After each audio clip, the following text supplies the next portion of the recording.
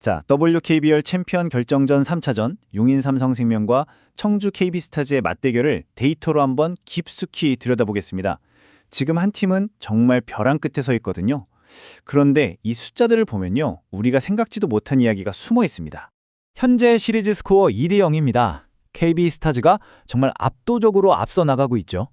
이제 홈으로 돌아온 삼성생명 입장에서는 단 한 번만 더 지면 시즌이 그냥 끝나버리는 그야말로 벼랑 끝 승부인 셈입니다. 그런데 말이죠. 바로 직전 경기였던 2차전 기록을 보면 참 재미있는, 어떻게 보면 모순적인 상황이 보여요.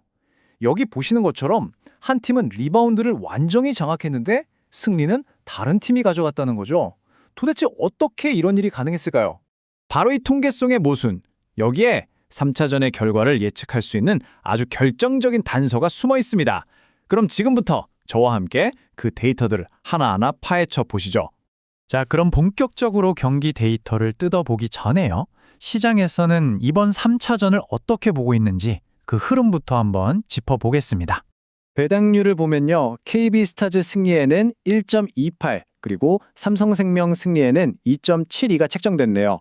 이 숫자만 봐도 시장은 KB스타즈의 승리를 훨씬 더 유력하게 보고 있다는 걸 알 수 있죠. 다만 핸디캡 기준점은 삼성생명에 플러스 5.5점이 주어졌어요. 이건 또 무슨 뜻이냐면 그래도 아주 일방적인 경기보다는 꽤나 접전이 될 거라고 예상하는 사람들이 많다는 얘기입니다. 그리고 양 팀의 총 득점을 예상하는 기준점, 즉 언더 오버라인은 128.5점으로 잡혔습니다. 자, 그럼 아까 말씀드렸던 그 2차전으로 다시 돌아가 보죠. 결과는 59대 51, KB스타즈의 승리였어요. 하지만 이 단순한 점수 뒤에는 정말 복잡한 이야기들이 얽혀 있습니다. 여기 한번 보세요. 정말 놀랍지 않나요? 삼성생명이 리바운드에서는 무려 9개나 더 많이 잡았어요. 그런데 턴오버, 즉 실책은 반대로 10개나 더 많았습니다. 이건 거의 재앙적인 수준의 차이죠. 그러니까 삼성생명은 이 제공권 우위를 전혀 살리지 못하고 사실상 스스로 무너졌다고 볼 수 있는 겁니다. 왜 졌는지 그 패배를 부른 3가지 결정적인 문제점을 지금부터 하나씩 짚어보겠습니다. 첫 번째 문제는 바로 이겁니다. 공격 리바운드의 함정이라고 할까요? 숫자로만 보면 13개, 엄청나게 많이 잡아냈어요. 근데 이게 속 빈 강정이었던 거죠. 이 기회가 두 번째 공격에서의 득점, 즉 세컨드 찬스 포인트로 전혀 연결되질 못했습니다. 강유림, 이해란, 배혜윤, 이 세 선수 프론트코트에서 정말 골밑을 휘저었거든요. 그런데 문제는 그 다음이었어요. 리바운드를 잡아내고 나서 너무 급하게 무리하게 득점을 시도하다 보니까 효율이 뚝 떨어진 겁니다. 결국 팀 전체 득점이 51점밖에 안 나온 가장 큰 이유가 바로 여기에 있었어요. 자, 두 번째, 그리고 제가 보기엔 이게 가장 치명적이었던 문제인데요. 바로 백코트, 즉 가드진의 붕괴입니다. 턴오버 개수를 보세요. 16개. 상대팀이 6개였으니까 무려 2.5배가 넘는 실책을 저지른 거죠.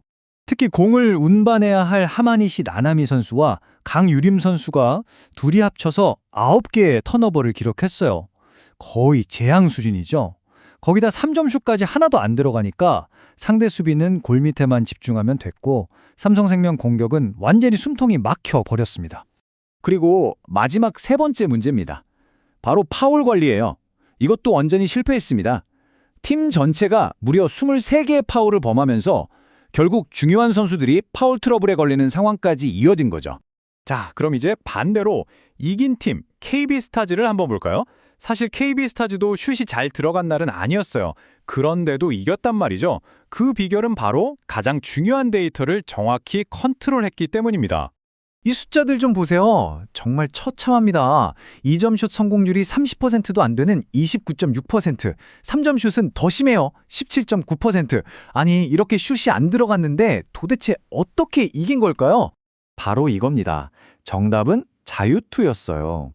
상대 파울을 정말 영리하게 얻어냈고 자유투 라인에 서서는 23개를 던져서 22개를 성공시켰습니다. 성공률이 무려 95.6%예요. 이게 바로 승패를 가른 정말 결정적인 차이였습니다. 그리고 바로 이 지점이 저희 분석이 이번 경기에 가장 가치 있는 선택으로 언더 128.5점을 꼽는 핵심적인 이유입니다. KB스타즈가 이렇게 경기를 느리게 운영하면서 파울을 얻어내는 방식으로 공격을 풀어가니까 당연히 경기 전체 득점은 낮아질 수밖에 없는 구조인 거죠. 이게 아주 중요한 포인트입니다. 그리고 이 모든 작전의 중심에는 KB스타즈의 백코트 듀오가 있었죠. 허예은 선수는 양팀 통틀어 가장 많은 18점을 넣으면서 공격을 이끌었고, 사카이사라 선수는 정말 숨막히는 수비로 상대의 실책을 계속해서 만들어냈습니다. 자, 그럼 지금까지 살펴본 이 데이터들을 전부 모아서 3차전의 흐름을 예측해보고 시장에서 제시한 기준점들이 과연 합리적인지 최종적으로 한번 따져보겠습니다. 삼성생명에게 주어진 플러스 5.5점 핸디캡, 이건 데이터로 봤을 때 사실 좀 위험해 보이는, 뭐랄까, 함정 카드일 가능성이 높습니다. KB스타즈가 안정적으로 실책을 관리하고 경기 막판에 자유투로 차곡차곡 점수를 쌓는 이 패턴을 생각해보면요, 6점 차 이상으로 이기는 그림도 충분히 그려볼 수 있거든요. 그래서 2차전 데이터를 기반으로 이 모든 게 걸린 단두대 매치에서 나올 수 있는 가장 유력한 시나리오 2가지의 저희가 확률을 한번 매겨봤습니다. 저희 분석 결과는 이렇습니다. KB스타즈의 그 안정적인 수비와 낮은 턴오버를 바탕으로 한 경기 운영이 결국 우승으로 이어질 확률, 이게 78%입니다. 반대로 삼성생명이 이 모든 걸 뒤집고 이변을 만들어낸 확률은 22% 정도로 보고 있습니다. 물론 삼성생명이 이길 가능성이 아예 없는 건 아니에요. 하지만 그러려면요, 정말 어려운 조건 3가지가 동시에 딱 맞아떨어져야 합니다. 첫째, 공격 리바운드를 잡았을 때 60% 이상 득점으로 만들어내야 하고요. 둘째, KB스타즈의 주전 프론트코트 선수들을 일찌감치 파울 트러블에 빠뜨려야 합니다.